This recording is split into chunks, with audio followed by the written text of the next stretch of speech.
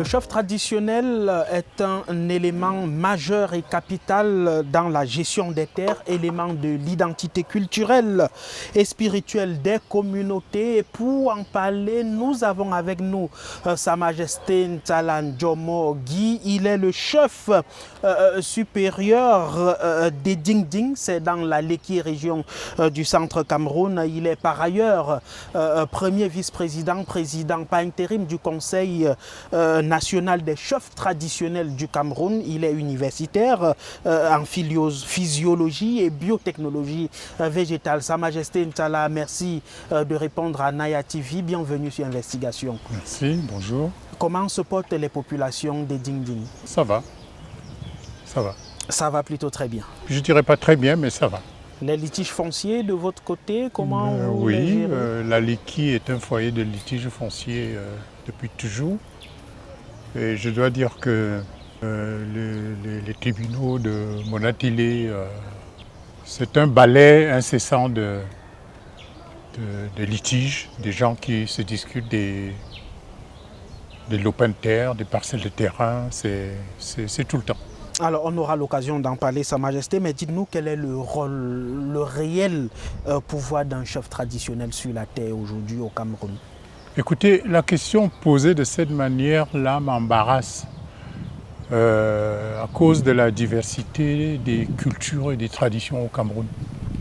Si vous posez cette question à un chef traditionnel de la région du centre, de la région du sud ou de l'est, la réponse ne sera pas la même que celle que pourrait donner un chef traditionnel du septentrion, du littoral ou du sud-ouest ou du nord-ouest, par exemple, ou de l'ouest.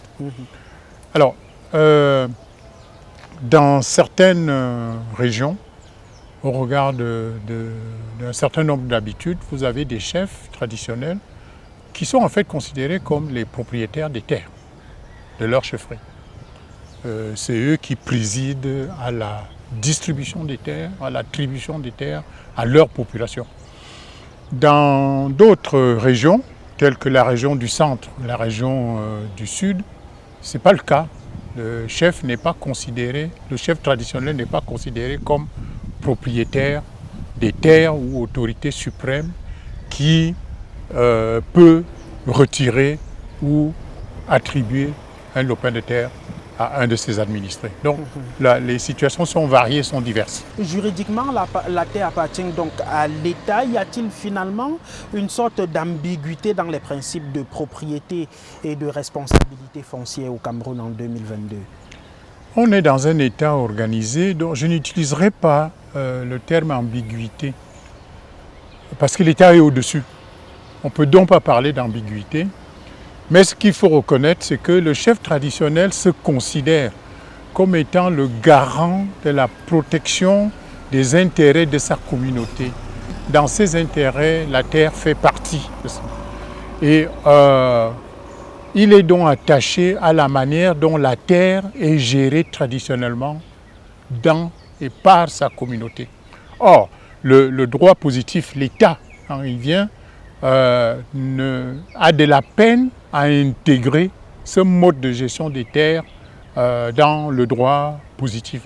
Ce qui crée donc une sorte je dirais pas d'ambiguïté, mais d'antinomie ou d'animosité entre le chef traditionnel qui défend les intérêts de la communauté, en particulier en ce qui concerne la gestion de la terre, et ce que prévoit la réglementation, les lois, les décrets, les arrêtés qui sont pris par l'État. Alors, Majesté, au vu des actualités récentes sur les litiges fonciers, notamment dans la région du littoral, Aldikolo, Douala, Bonateki et bien d'autres encore, y compris dans toutes les régions du Cameroun, je rappelle que nos tribunaux, c'est pratiquement 50% de dossiers qui concernent les litiges fonciers. Il y a ce problème de chef traditionnel qui se pose apparemment avec, jusqu'il y a quelque temps, le fameux abandon des droits coutumiers dont il était signataire et qui n'a malheureusement aucune valeur juridique. Vos collègues chefs ne sont-ils pas aujourd'hui complices dans l'accaparement des terres? Écoutez, l'attestation d'abandon des droits coutumiers n'est pas un document coutumier. Ce que je veux dire par là, c'est que c'est aussi l'administration qui a exigé dans ces dossiers de transaction qu'il y ait une attestation de l'abandon des droits coutumiers, que les chefs ont commencé à signer. Ce document, lorsqu'il était signé par le chef avait demandé qu'on lui paye quelque chose. La signature de ce document par le chef a donné l'impression au chef que son rôle dans la gestion des terres était officiellement reconnu par l'État, puisque le document, bien que n'ayant aucune valeur juridique, était pris en compte dans la transaction lorsqu'on le présentait à l'administration. Il se trouve que l'État a décidé autrement.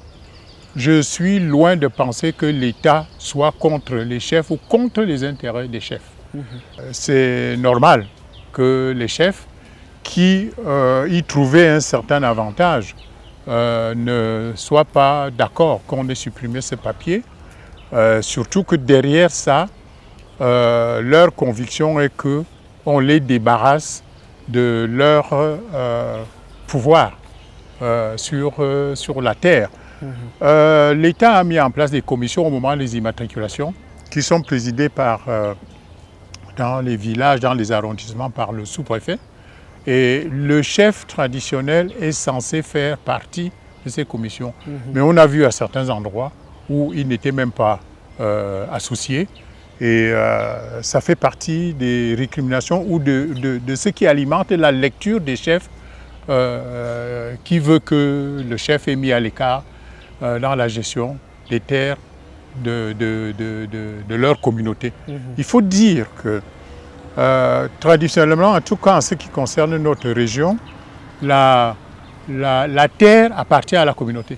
Et il faut veiller que cet héritage puisse être transmis de génération en génération.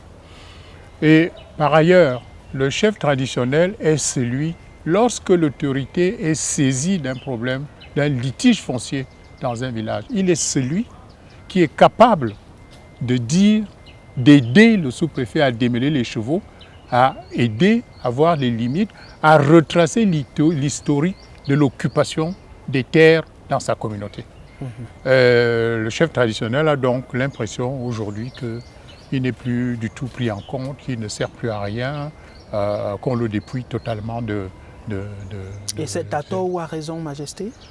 L'État a sûrement des éléments qui lui ont permis de décider que le certificat d'abandon de droit ne soit plus signé par les chefs traditionnels parce que ce document n'a aucune base juridique. Mais quant à dire si l'administration a raison ou tort, si les chefs ont tort ou ont raison, mais le soupçon qui pèse sur les chefs d'être partie prenante ou complice de l'accaparement des terres, je dois vous dire que tant que l'État n'a pas marqué son accord, ces mastodontes-là ne peuvent pas occuper ces espaces, même si le chef a signé. Parlons-en et sortons justement par là. N'y a-t-il pas aujourd'hui urgence d'encadrer juridiquement et ou constitutionnellement la responsabilité du chef traditionnel dans la préservation des intérêts des communautés qui sont justement souvent impuissantes face à ces mastodontes, face à ces multinationales qui viennent s'accaparer des terres avec tout le pouvoir et ne laissent finalement rien à nos communautés? Je voudrais redire que l'accaparement ce que nous appelons accaparement des terres à ce niveau-là ne peut pas se faire sans l'implication de l'État. Quel que soit le rôle du chef, ça ne peut pas se faire sans l'implication de l'État. Deuxième chose, les chefs sont les auxiliaires de l'administration. Les chefs, ce qu'ils demandent, c'est que d'abord qu'on leur explique les choses. Ensuite, ils sont disposés, comme ils l'ont toujours été et comme leur statut le demande, de coopérer, de collaborer, d'aider l'administration dans la gestion des terres. Et c'est pour ça que, par exemple, il y a un réseau de chefs traditionnels qui s'occupe de cette problématique et dont le principal objectif est de sensibiliser les populations et surtout de faire des propositions à l'autorité qui est en charge de la gestion du foncier. Parce que je ne vous cache pas, nous pensons que si cet encadrement n'est pas fait, si le problème de l'accès à la terre au Cameroun n'est pas pris à bras le corps tel que l'autorité est en train de le faire, le problème du foncier pourrait être considéré comme une bombe à retardement pour notre pays. Donc c'est très important et c'est urgent que cet encadrement soit fait, mais qu'il soit fait en intégrant les chefs traditionnels et éventuellement les propositions qui sont faites dans la loi qui va déterminer les conditions d'accès à la terre pour tous les Camerounais. Vivement, Majesté, que votre plaidoyer ne tombe pas dans des oreilles de sourds. Merci d'avoir accepté de répondre aux questions de Naya TV. Merci d'être passé sur Investigation et surtout bon retour à Edingding, d'où vous êtes parti pour répondre à notre invitation. Merci, professeur. Je vous remercie. J'espère effectivement que notre plaidoyer ne tombera pas dans les oreilles d'un sourd et que le Cameroun sera épargné d'une difficulté supplémentaire dans les années à venir en matière de gestion d'accès à la terre.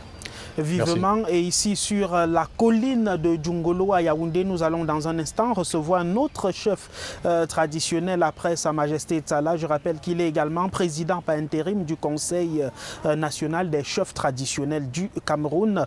On se retrouve donc dans un instant pour pouvoir donc poursuivre avec Investigation le sujet, la guerre du titre foncier au Cameroun.